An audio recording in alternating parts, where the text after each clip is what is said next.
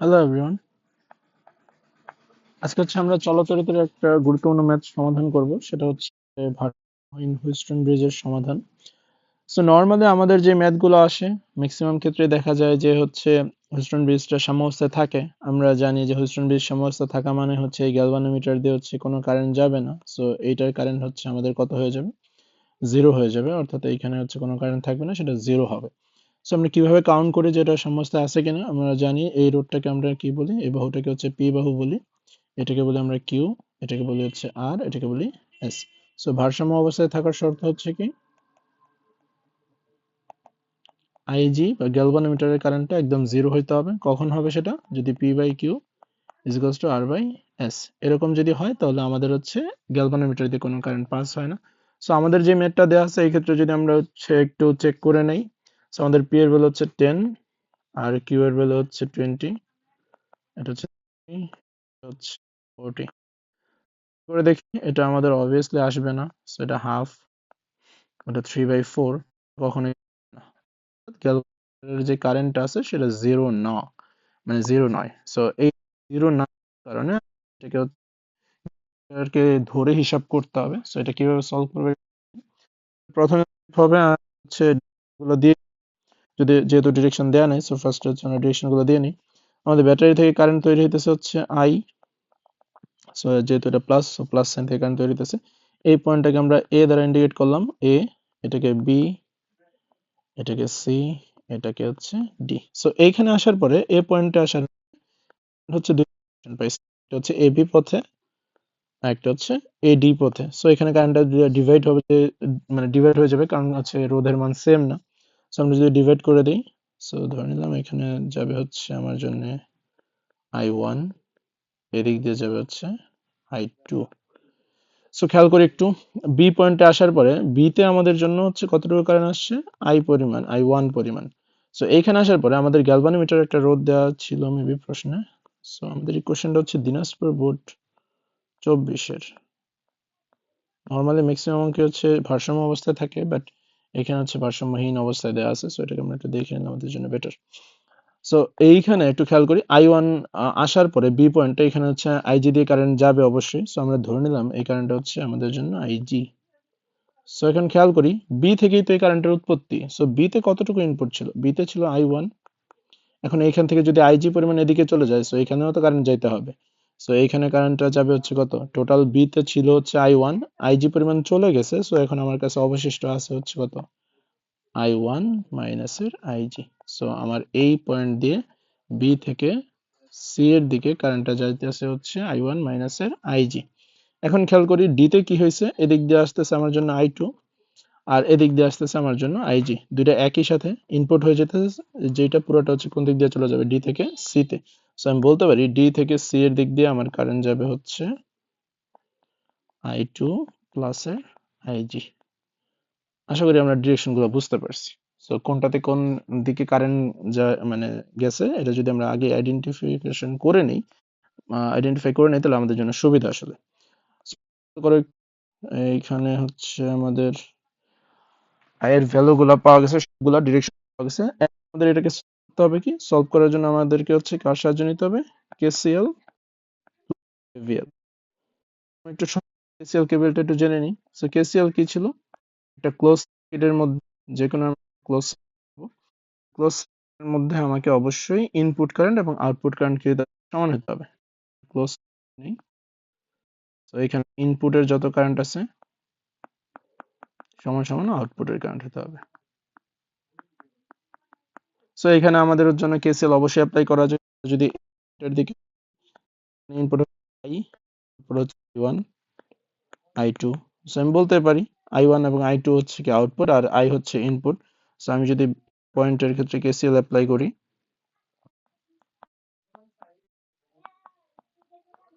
I is equals to I1 plus I2। আচ্ছা, তারপর আমাদের কেভিএল অ্যাপ্লাই করতে হবে। সো কেভিএল এর ফর্মুলা একটু জেনে নিই, আমরা কোনটা দিয়ে করব? Summation of IR summation of E is equals to 0, এটা দিয়ে করব নরমালি। সো এখানে করার জন্য আমাকে অবশ্যই ডিরেকশনটা বা প্লাস এবং মাইনাসের সাইনটা ইম্পর্টেন্ট, কারণ এই সাইনের জন্য আমাদের অঙ্কের মধ্যে ভুল দেখা যায় আসলে। সো অলওয়েজ মাথায় রাখবো এখানে যখনই আমি হচ্ছে আইআর করব, অর্থাৎ ব্যাটারির ছাড়া হচ্ছে রোধের বিভব নিব, তখন আমি যদি কারেন্টের দিকে যাই, তড়িৎ যেদিকে যাইতেছে তড়িতের দিকেই যদি যাই, সো ওই দিকে গেলে আইআরটাকে আমাকে পজিটিভ বসাইতে হবে।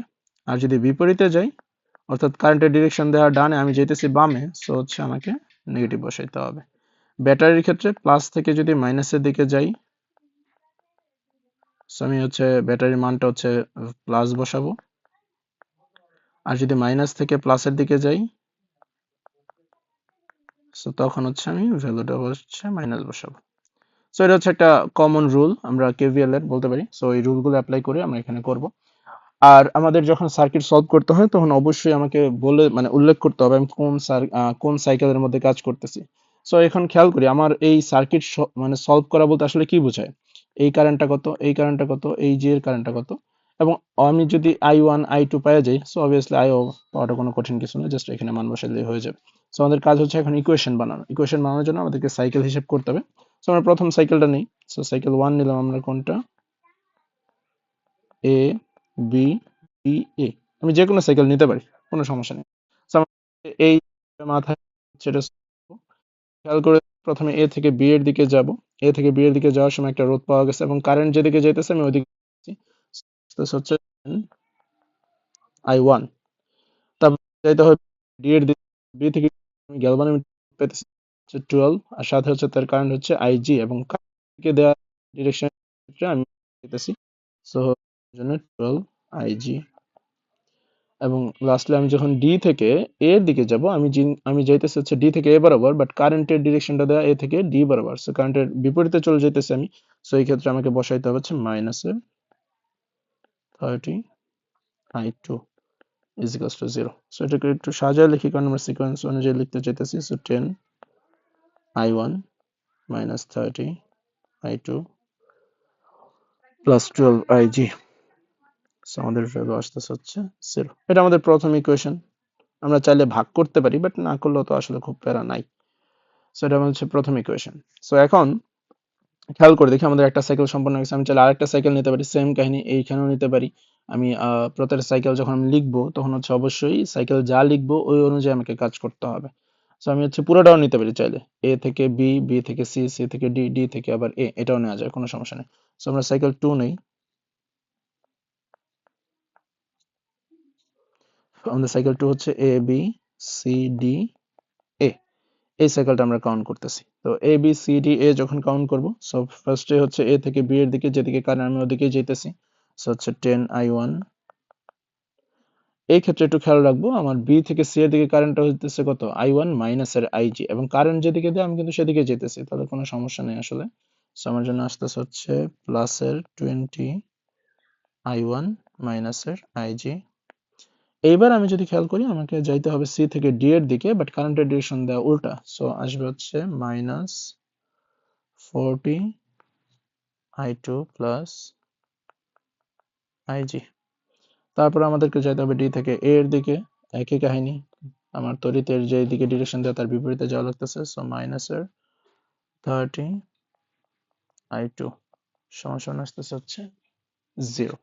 এখন যদি সবগুলো হচ্ছে একটু সাম আপ করি, so 10 I1 plus 20 I1 minus 20 IG minus 40 I2 minus 40 IG minus 30 I is equals to 0। So আমি যদি সবগুলো ক্যালকুলেশন, আমার টোটাল পাওয়া যায় কয়টা, I1 হচ্ছে এখানে 31,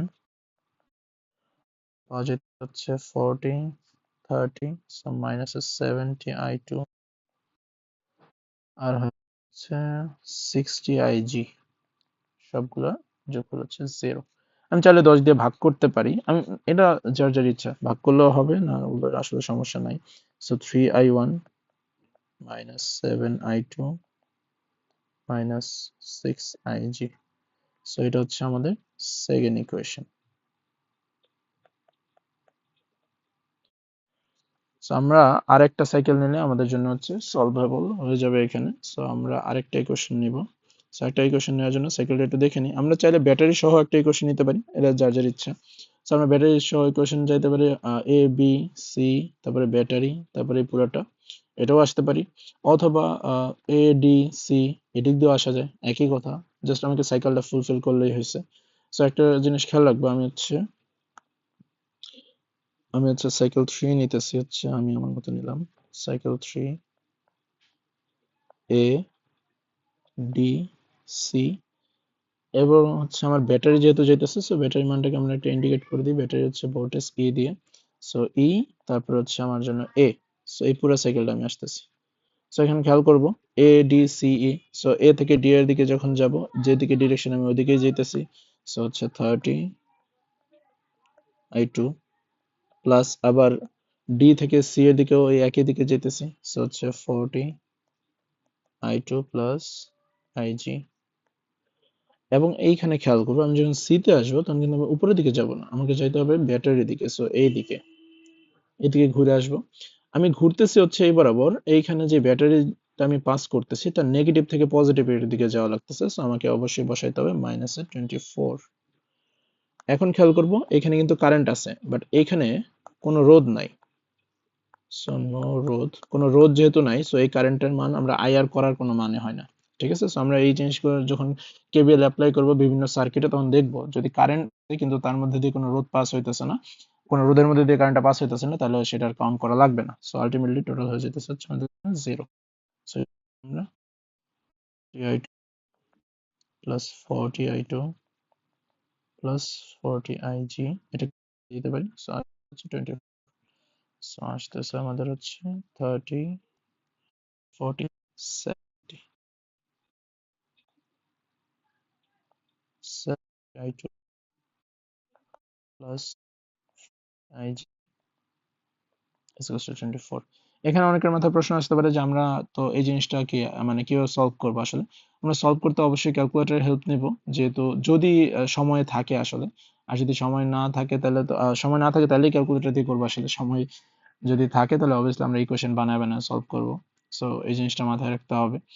সো এখানে আমার মনে হয় না যে এই ক্রিটিক্যাল অঙ্কগুলোর ক্ষেত্রে হচ্ছে মানে নাম্বার কাটে, বাট আমরা চেষ্টা করব হাতে কলমে প্রতিস্থাপন অপনয়ন করে হচ্ছে সলভ করার।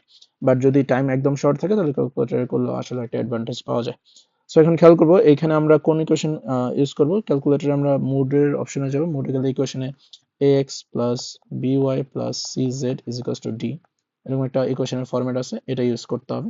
সো আমাদের এখানে x বলতে হচ্ছে i1, y বলতে হচ্ছে i2, আর z বলতে হচ্ছে i3। সো আমরা হচ্ছে এখানে প্রত্যেকটা সহগ বসাবো, দেখবো আমাদের কাছে a1, a2, b1, b2, c1, c2, আর ওই পাশে হচ্ছে আমাদের জন্য d1, d2, সেম ভাবে আমাদের জন্য a3, b3, c3, d3, এরকম মানগুলো ইনপুট করতে হবে। সো এটাকে জাস্ট ইনপুট করলে হয়ে যায় আসলে। সেম সেম আমি জাস্ট বুঝাইলাম যে এরকম ফরম্যাটে ইউজ করতে হবে। সো আমরা হচ্ছে অবশ্যই মনে রাখবো এই কোশ্চেনটা যখন বসাবো, সো আমাদের সিকোয়েন্স কিন্তু i1 দিয়ে শুরু। সো এখানে i1 নাই মানে তার সহগটা আসলে 0। সো আমাদের বুঝার সুবিধাতে কার যাতে ভুল না হয় সেটা মনে রাখতেও পারি। 0 plus i1, 70 plus i2, so plus 40 plus ig is equals two হচ্ছে 24। সো এটা মাথায় রাখলে আমাদের জন্য সলভ হয়ে যায়। সো আমরা যদি মান বসাই, সো এগুলো হচ্ছে আমাদের সহগগুলো। সো এটা a1, এটা b1, সো এটা a1, এটা b1, এটা c1, এটা d1, সো d1 হচ্ছে 0, সো এটা হচ্ছে a2, এটা হচ্ছে মাইনাস সহ অবশ্যই, এটা b2, এটা হচ্ছে আমাদের মাইনাস সহ c2, আর এটা হচ্ছে আমাদের জন্য d2। সেম ভাবে এটা হচ্ছে আমাদের জন্য a3 0, এটা হচ্ছে b3, এটা হচ্ছে c3, আর এটা হচ্ছে আমাদের জন্য d3। সো আমি যখন ক্যালকুলেটরের মানটা বসাবো, সো ক্যালকুলেটর আমাদেরকে মানটা দিয়ে দিবে। সো এখানে দেখব কোশ্চেনে প্রেস করলে মানটা x এর আসবে। সো x এর মানটা আসে হচ্ছে আমাদের জন্য, x বলতে আমাদের কত i 0.42 এম্পিয়ার, আমরা 3 ঘর পর্যন্ত নেই, তারপরটা হচ্ছে হয়ে যাবে 0.306 এম্পিয়ার, আর আমরা এর ভ্যালু পেয়ে যাব হচ্ছে 0.063 এম্পিয়ার। সো এইভাবে হচ্ছে আমরা সবগুলো ভ্যালু বের করতে পারি, অথবা আমার কাছে আই এর ভ্যালু তো এমনিই পাওয়া যাবে। আই সমান সমান আমরা কত পেয়েছিলাম, KCL i1 plus i2। So এখানে আমাদের কাছে কেসিএল এর ভ্যালু ছিল যে আই এর ভ্যালু হবে i1 প্লাস i2। সো এখান থেকে আমি চাইলে মানটা বের করতে পারি, 0.84 প্লাস 0.306। সো আমার মান আইসা পড়বে হচ্ছে 0.842 প্লাস 0.306, সো 1.148 অ্যাম্পিয়ার। সো এটা হচ্ছে আমাদের জন্য টোটাল আই এর ভ্যালু। সো এইভাবে আমরা সবগুলো কারেন্টের ভ্যালু বের করতে পারি। আর যদি আমাদের কাছে অঢেল সময় থাকে, সো এই তিনটা ইকুয়েশন থেকে একটা দুই তিন হচ্ছে বিয়োগ করে দুই বানাবো, প্রতি অথবা ওপেন যেটাতে পারি সলভ করতে পারবো। সো এটার জন্য চিত্রটা হচ্ছে আগে আইকেনে আমাদের জন্য হচ্ছে সব থেকে ইম্পর্টেন্ট কাজ। যখন হচ্ছে দেখবো আসলে ভারসাম্য অবস্থায় নাই, তারপর হচ্ছে আমরা এইভাবে হচ্ছে কারেন্টের ডিরেকশনটা হচ্ছে দিয়ে নিব। কারেন্টের ডিরেকশন যদি কোয়েশ্চেনের প্রথমে দেওয়া থাকে তাহলে তো কোনো সমস্যা নেই, আর না থাকলে আমরা নিজেদের মতো দিয়ে নিতে পারি। সো আমাদের এই জিনিসটা মনে রাখতে হবে, আমরা যখন সূত্র অ্যাপ্লাই করব, সাইকেল অ্যাপ্লাই করব, এই জিনিসটা মাথায় রেখে সাইকেলটা অ্যাপ্লাই করতে হবে। এবং এখানে সবচেয়ে বড় যে জিনিসটা মনে রাখতে হয় যে প্লাস মাইনাসের ডিরেকশনটা। সো যেইভাবেই করি আমরা, মাঝে মাঝে দেখা যায় summation of I R is equals to summation of E দিয়ে করি। সো সমস্যা নেই, একই কথা। তুমি হচ্ছে এই পাশে কইরা ওইটাকে ওই পাশে পাস করতে পারো। সো এটা ম্যাটার করে না আসলে। সো আশা করি আমরা একটা ক্রিটিক্যাল ম্যাথ শিখতে পারছি। So hope it was useful.